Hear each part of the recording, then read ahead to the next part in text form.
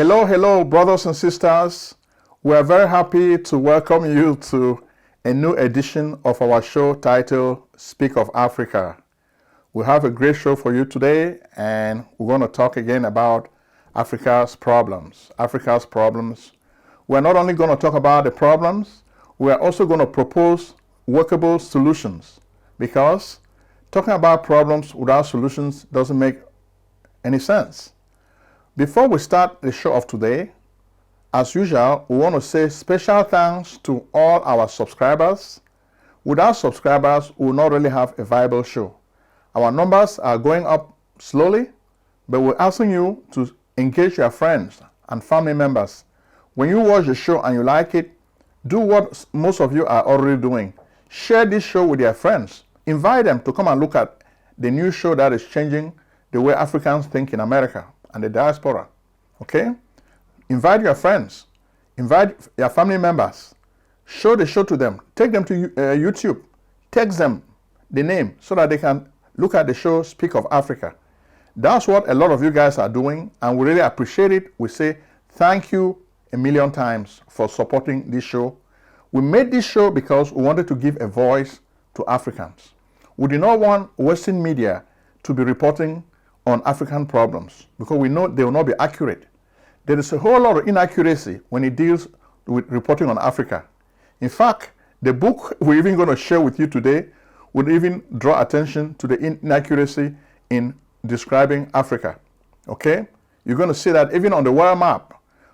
I read a book a few years ago titled The Africans, A Triple Heritage by Ali A. Masrui. He's a famous professor of a political scientist and an Africanist. He has written many books which I also love. He has written a lot of articles. I even read the first book by Ali Masrui titled The Trial of Christopher Kigbo back when I was in secondary school. Since then, I wanted to write just like Ali Masrui. I like his writing style, and I wanted to just be like him. Eventually, when he published The Africans, A Triple Heritage, it was a TV show highlighting Africa's problems. The thesis of this TV show is Africa's reality is a composite of three influences: Judeo-Christian, Islam, and indigenous factors. So Africa is shaped, the Africa's reality as we see it today is a reflection of the Judeo-Christian tradition, Judaism, Christianity. As you know, Christianity emerged out of Judaism because Jesus Christ was born a Jew. So when you look at the Old Testament, it is basically based on Jewish traditions. Then Jesus came with a new covenant, which is published in the New Testament. Then, of course, you have the Islamic faith, which came from the Middle East. Of course, you've read about the Prophet Muhammad. But of course, when you look at the way things are working in Africa, you can tell that traditional influences are also a major factor. So these three influences have actually worked themselves out to create the new reality we know as modern Africa. That's the thesis of Professor Ali Masrui in the book titled The Africans. After I watched many episodes of Professor Ali Masrui's show, I decided to read the book itself because I really wanted to get the details. I've read the entire book, and I've read it many times. If I show you my copy of the book, I've made so many notes inside the book because Professor Masrui is just like my hero. I really love the way he thinks and the way he analyzes Africa's problems. Some people may describe him as an externalist because he believes that Africa's problems come from outside because he focuses on external influences. But he also recognizes the role of internal factors such as the African tradition. Okay? What I like about this book is today I saw a lot of videos that some of you sent to us. The videos were talking about people making fun of Africa, stereotypes about Africa. Then the book also makes mention of the fact that Africa is bigger than Asia. But when you look at the map of the world, they make Africa look so small. Whereas Africa measures more than 7,200 kilometers, Asia was just like 6,200. So you see that Africa is bigger, but on the world map, it looks smaller. So this is part of the stereotype and the racism against Africa. And Professor Masri brings this also to my attention, and I decided that I will share this with you because there's a video some of you shared with us this week, which shows people making fun of the stereotypes about Africa. Africa is a bigger continent, but they make it look on the world map as a small continent. Let me show you something. This is the world map, and this is wrong. What if I told you that from here to here, it's 6,400 kilometers, but from here to here, which only looks like half the size, is 7,200. The continent of Africa has been shown smaller than it actually is. What if I told you that Greenland was only this size? Or Russia was this size? Or the US and Canada were much smaller? You know what? This is the real map. Look at Sweden, Finland, and Norway. They're much smaller now. Or Greenland is tiny. Maybe it wasn't practical, but it seems unfair towards Africa. Why haven't we been told this in school? It's because the world maps was done by cartographers who are racist, and they do not want to give Africa its due. So the racism is everywhere. So we have to really start having our own people to reshape. We need revisionist cartographers who can change things for the better for us. And this is why we're asking you to read this book. It's a really good read. Read it, even if you don't finish reading it in a few days, keep it. I use it just like a Bible. Anytime I really want to look at what is happening in Africa, I just go to the Africans. I open a page and I reread a chapter and I feel better. So I think Professor Ali Masri has bequeathed us a really great work, a masterpiece. I know most of you have really watched the TV series, but I'm encouraging you to read the book, The Africans, A Triple Heritage. And you really see the way these three influences have really shaped the Africa's reality. And we're going to take you now to the news segment because we've already said thank you to our subscribers, but we don't want to forget our viewers. If you have not subscribed, we are asking you to go ahead and subscribe to the show because whenever we upload a new video, you don't want to be missing, okay? You don't want to be missing an action. We want you to play a part. We want you to watch. When we upload a new video, we want you to be the first to watch the premiere so that you get all the information before you share it with your friends. Similarly, we want to say special thank you to our customers and clients. You guys are also supporting the show. Even though the goal of this show is not to make money, but we wanted to educate our people and help our people to acquire skills. When you read Professor Masri's book, The Africans, as a solution to Africa's problems, why is Africa behind? Professor Masri says that while Africa is going back to the village, the world is going to the moon. What separates Africans from other people is skills. The West is populated by Caucasians who have a lot of skills. Look at the Jews. Why are the Jews in Israel dominating the whole area in the Middle East? You have a lot more Arabs, but the Jews beat them every time in war. Why? Because the Jews have this tradition. They have acquired a lot of skills. They fight better because they have the technology. So what Professor Masri is telling us as Africans is we need to be able to acquire better technology if we want to win the race, if we want to fight and win. Instead of being behind, we need to get ahead. To get ahead, we need to acquire skills, and which is why on this show, we're encouraging our people to acquire a lot of skills. We don't just want to share the news with you.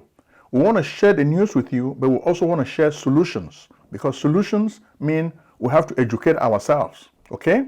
And that's what the news of today is going to focus on.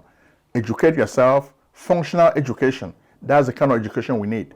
And we're helping a lot of our people to acquire this functional knowledge, to start businesses.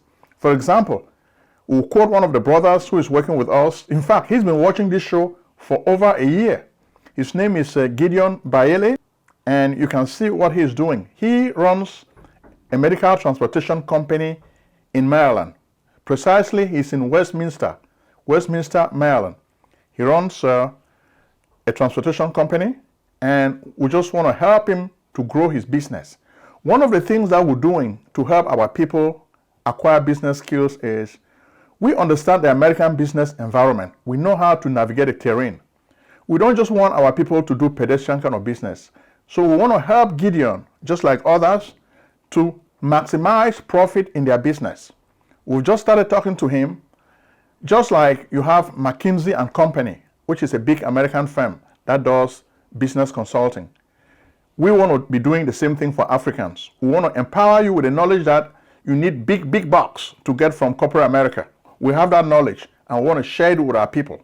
This is secret, esoteric knowledge in business. We want to share this with Africans who are ready, who need it.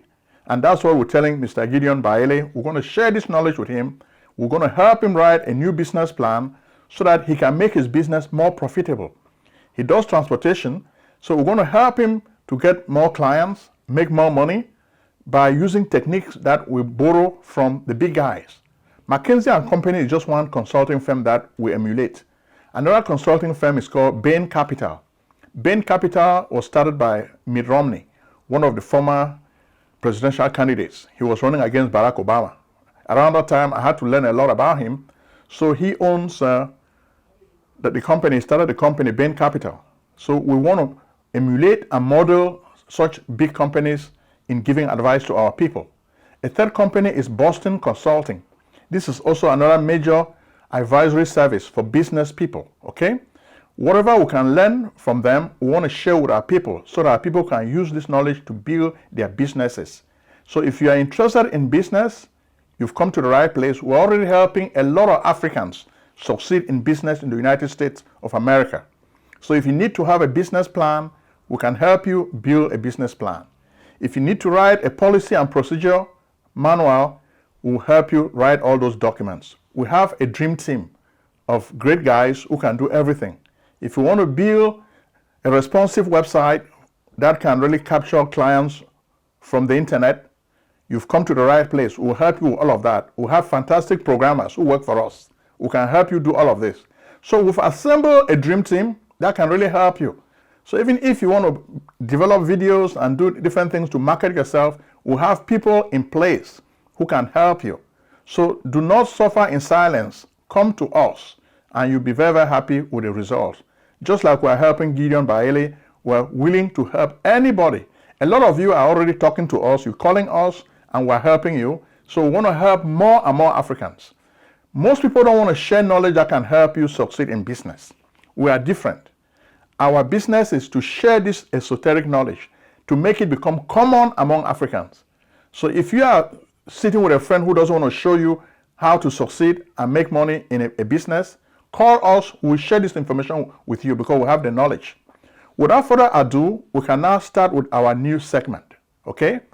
We're going to start the news as usual by going to Ambazonia. Ambazonia, we like talking about Ambazonia, okay? With Ambazonia today, we're going to tell you that it's been bad. Fire, fire, fire. Fake France is fanning the flames of genocide in Ambazonia. Last week, it was just hell, okay? It was just hell. We really feel sorry for our people in Bamenda. Our boys, in fact, the famous guys they call the Amber Boys, I call them Restoration Forces. They were able to use improvised explosive devices to blow up a lot of military vehicles from La République du Cameroun. We hear even some of the top commanders from La République du Cameroun were killed. And some of this work was done by Dr. Ayabacho Lucas's ADF group. They showed that they could really roar, and they really created a whole lot of pain for La République du Cameroun. As a result, the guys from La République got so mad, they just started killing people around them. They were killing civilians, and you will not really believe the carnage. Decided to follow God's word through Moses. When they marched with him across the Niles, when they marched with him away from the misery, then they were saved. When we keep confusing war This is not a crisis. This is war. This house is not fighting a war, but it's been burnt. Children who are doing metal work are not fighting war, they have been killed. This is not a crisis. Cameroonians are not suffering. Southern Cameroonians are suffering. There is no francophone, even amongst your houses that have been burnt. Show me that which belongs to a francophone here in town. Do they burn their villages? No. We have so many videos we're really going to show you. First, we're going to let you see video number 1, which shows you the pain, the way they were burning houses, mass burning of houses. Take a look at the first video. We don't do it. We don't do it to the people them. We like Cameroun military. You people should go face the Cameroun government. Go face the politicians. Don't face the population. What have you done? What have you done? What has this child done to you? What has this child done to you? What has this child done to you? What has this child done to you? This is an apprentice doing his work here at the metal workshop. What has this child done to you?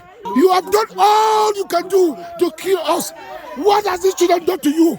What has it done? Look at this vehicle. Look at this vehicle. This somebody was just passing. Look at the rough cut. Burned. More than 20 vehicles have been burned all around. What have you done to you people? What have you done to you people? Go face the young people. Face them. Tell them that they should stop this nonsense. Don't face us. A good ministry is supposed to face the government, not the population. You've looked at the first video, which shows the burning of houses. Take a look at the second video. Why? When the man touch here, post bamboo, handicap man, they met him. He do handicap work. See to where they do him. They say that. See him, man, he do handicap work. The bone has bone here. See him. We'll see him. When I see which this. Look at what they have done to an innocent woman who has nothing to do with the occasion. I'm coming back from the hospital. I plead with them. Yes. That I'm having wound. Yes. And they should even give me my drugs. Yes. Now like this, I'm not taking any drugs and I can die. Yes. Look at what I've done to this woman. Look at the store. Look at what I've done. The store. Look. Yeah, everything. Look. I don't break somebody for the store. The store. Look, everything here. Look. You've looked at the second video showing people in pain crying because of life replique. Look at the third video. The inhabitants of Bamenda mourned today over the mass burning of houses along the street leading from the hospital roundabout Bamenda to Mbengwe, popularly known as the Mbengwe Road. The crying over houses which have been ravaged by the Cameroonian military fire is as a consequence of an explosion that occurred on that same stretch on a military armored car, leading to the death of a military general and other military personnel. The explosive is said to have been planted by the Ambazonian fighters. Among the many houses that were set ablaze in the night of December 8, 2021 is the house of one of the Cameroon Baptist Convention pastors, Chefo Ernest of Grace Baptist Church, Mbengwe Road. According to Pastor Chefo Ernest, he was divinely spared from dying by the gun as he struggled to rescue his son, who was already in the hands of the military at the verge of receiving a bullet in his head. One of my sons was sitting on this chair. So as I lied there, he was sitting. And then I was talking with the AD and trying to narrate what is happening, but with a low tune. Yes, the AD was on the way going, so I was narrating now.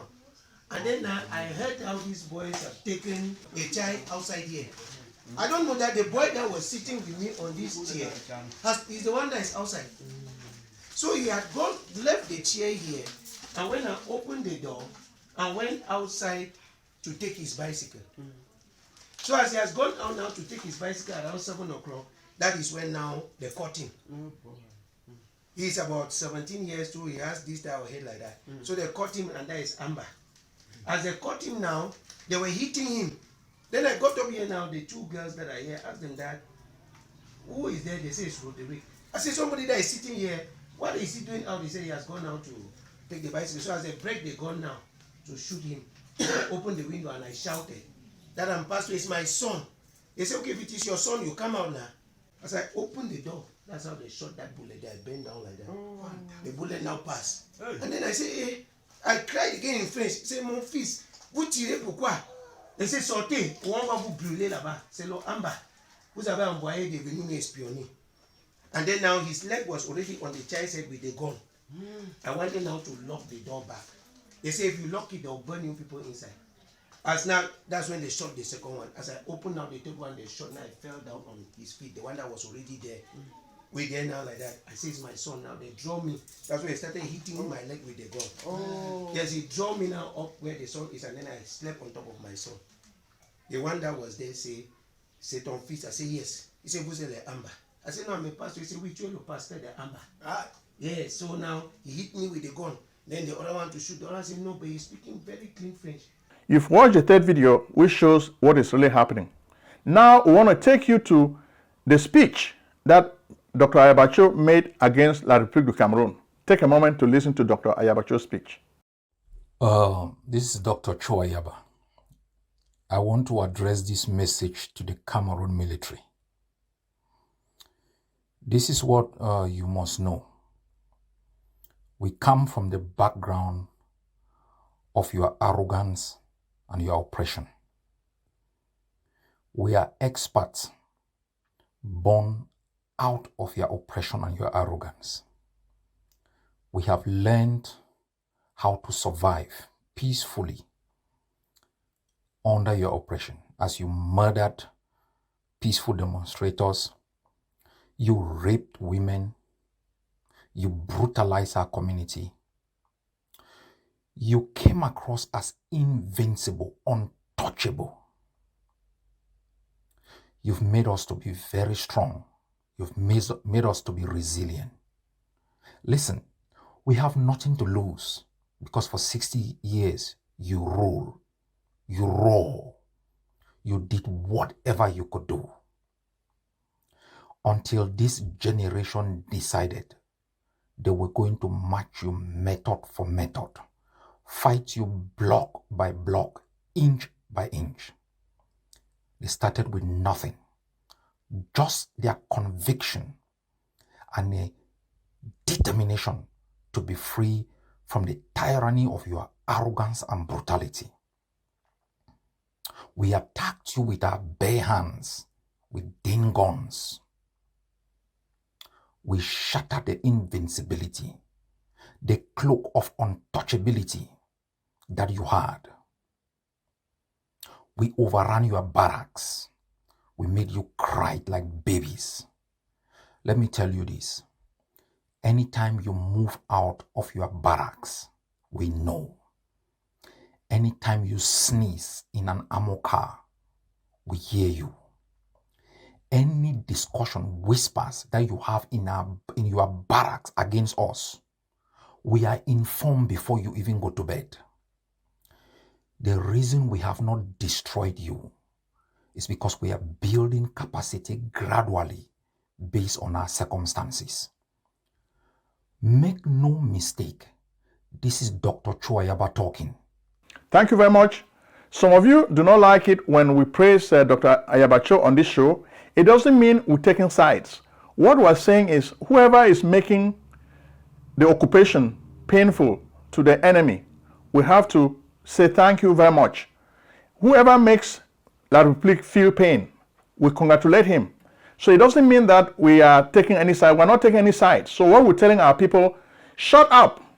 If you love a leader, tell him to send people to fight La République, okay? Because that's what we want to see on the ground.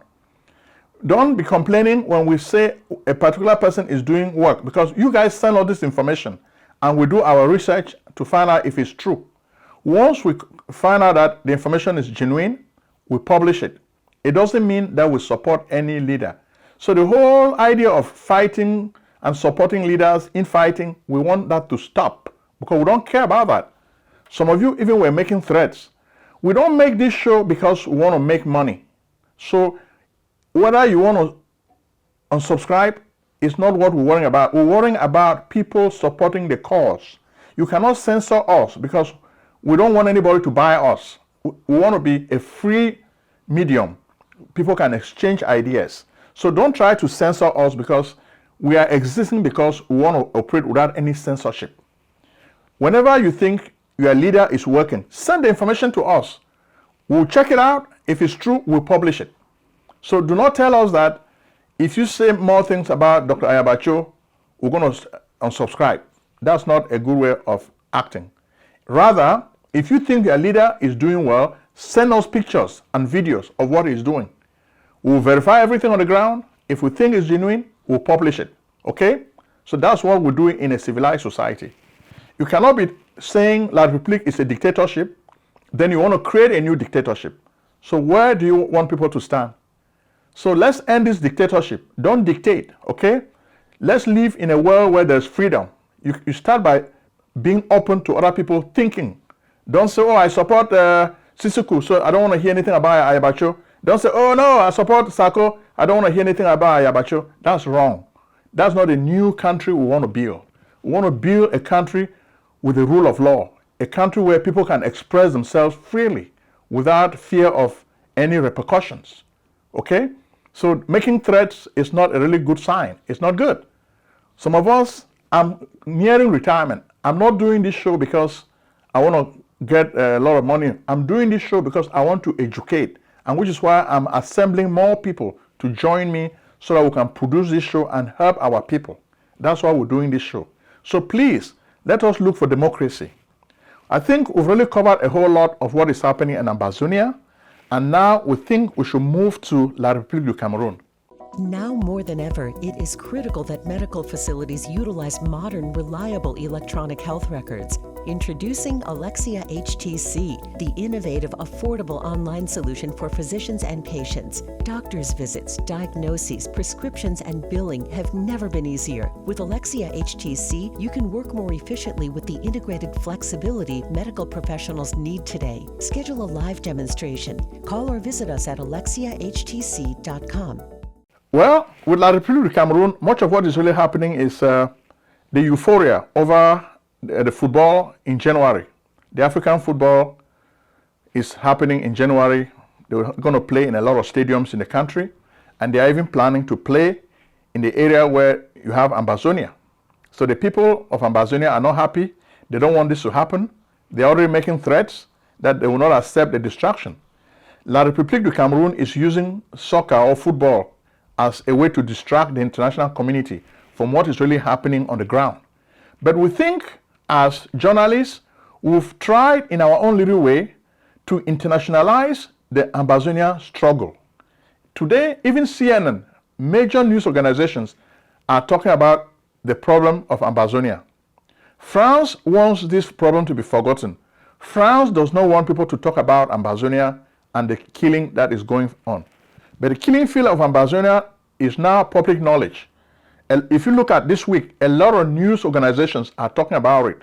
Even US members of Congress are already contemplating what should be done to stop the genocide in Ambazonia.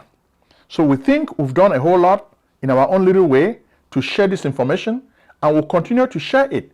La République du Cameroun has so many problems, but they're just using football or soccer as a way to distract people so that they don't think about it.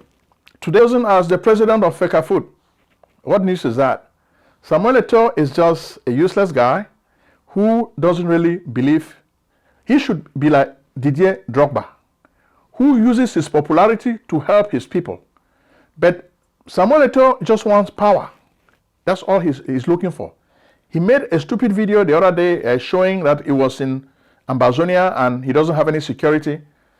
Those are childish games, and we don't really recognize such childish games. We don't even look at the guy because he's an illiterate. So we just leave him alone. Whether it's FECAFOOT is not news, okay? Because the people have a lot of problems. Even in the north of Cameroon, this week there's a whole lot of fighting going on. You have fighting between herdsmen and fishermen. It has happened before, and it's happening now again. More and more people are dying, and we think it's not good, okay? So Cameroon has enough on its plate. Let them worry about it, okay? But they're not worrying about it. They want to distract people and talk about soccer and football. What a shame. Next, we move to Benin. We've not talked about Benin for a very long time on this show, but we want to draw your attention to the rule of law. Patrice Talon is the president of Benin. It's been a while since he's been president, but we want to draw your attention to the fact that he has really corrupted the justice system in that country. There is no law. He controls the legal system. We are drawing your attention to Reki Madugu, who is an opposition candidate. First, they made sure that she did not participate in the election. Then now they are jailing her for participating in politics. We're drawing your attention to this because Benin is a country we used to call Dahomey. So it's a small country sandwiched between Nigeria and Togo. Then at the top you have Burkina Faso. Okay? So even though it's a small African country, we want to draw attention to it because on this show, we like to talk about the rule of law. Whenever there's no rule of law, there is always chaos and there is insecurity, and it needs to end. For Ghana, we take you to Ghana, at least there's some positive news.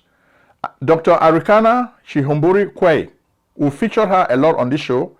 She was the former AU ambassador in America. You know, the African Union ambassador. She was fired because she was talking a lot in the diaspora against the French. So they fired her.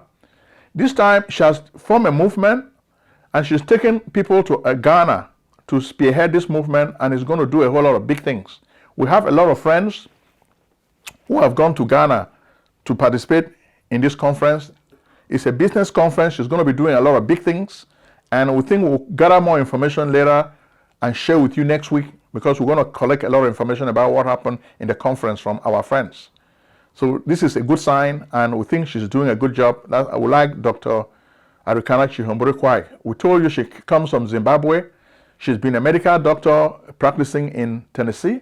After that, she went to Addis Ababa and became part of the AU. Then they sent her to the United States as an ambassador before she was fired because of her explosive expose on the French. France is a fake country. Fake. France is fake.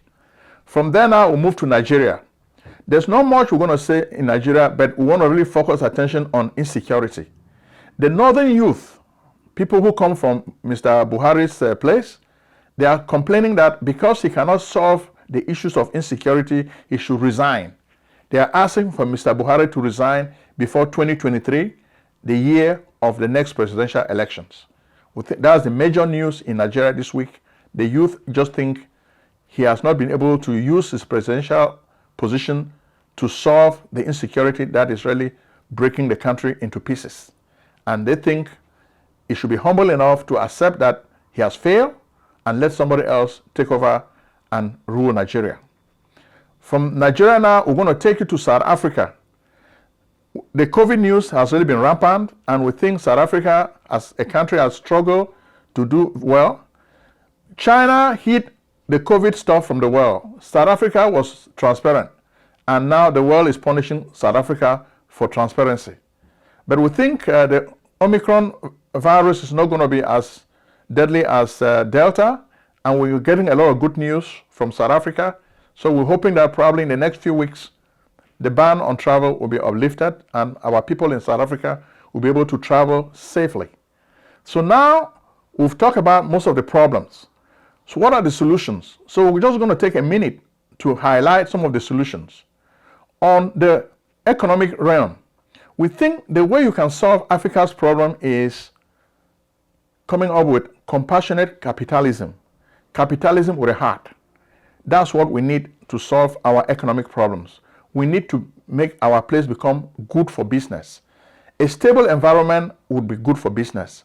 We need our governments to be pro-government, pro-business also. Don't just look at politics. Look at how businessmen can prosper in your country. Set the rules so that the country can benefit when business people come and operate there. The second solution is social. With the social aspect, we want to focus on functional education. That's what we need to solve a lot of our problems. Do not use colonial education. Colonial education is not going to develop Africa. Let's come up with functional education. Education that mirrors the needs of the society. Let Africa export skills to other countries in the West. Let the young Africans have a lot of talent. Look at Nigeria, for example. So many guys are having a lot of book knowledge, but they need to be able to export their skills to foreign countries. India is doing it already, like in the computer field. A lot of programming services are done in India for American companies. Why can Mr. Buhari, for example, not help Nigerians so that they can be doing a lot of this work for American companies? Nigerians are very smart. They are very educated, but they need a government that is pro-youth so that they can make employment Africa will be a very good pool because they have cheap labor, and they have people who have skills. They just need the right leadership that is not colonialistic, that is nationalistic, so that they can help the young people. Then, of course, in the political realm, we're talking about Benin. We need the rule of law. We don't want the big man to dictate the law to all the people. If we can do this, we'll be having less problems in Africa. Summarily, we've told you what we need as solutions to Africa's problems. We've talked about the social, the economic, and the political realm. Thank you very much for watching the show, and we're asking you to subscribe. Thank you very much. Medical practice software is too old. Indeed, all the programs are built on MUMPS, technology of the 1950s, and the programs cost too much money. Epic and Cerner cost billions of dollars. Meditech costs thousands of dollars too. In fact, that's why we created AlexiaHTC.com, a new and free EMR/EHR for doctors. AlexiaHTC.com is built for HIPAA. Yes, magical one-screen technology, ease of use, quick charting, amazing e-prescribing, tight labs integration, multi-office difference, because we believe doctors and patients need a break today. Be the first to test drive AlexiaHTC.com. You have nothing to lose, you have everything to gain. Act now. Call 240-350-1131. Alexia Care Corporation at AlexiaHTC.com.